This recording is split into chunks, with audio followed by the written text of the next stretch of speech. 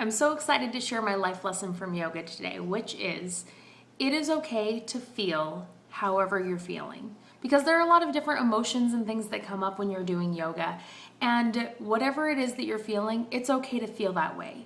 And my teacher said, you just take those feelings, and the key is how you deal with those emotions. And how we deal with those emotions when you're in a yoga class is you just breathe. And I really like how that relates to outside of yoga, that the life lesson is there are a lot of different feelings and different emotions that we handle in life. And the question is, how is it that we're dealing with those emotions? And it's valid that you're feeling the way that you're feeling. And it's okay to have those feelings, whether they be good feelings or bad feelings.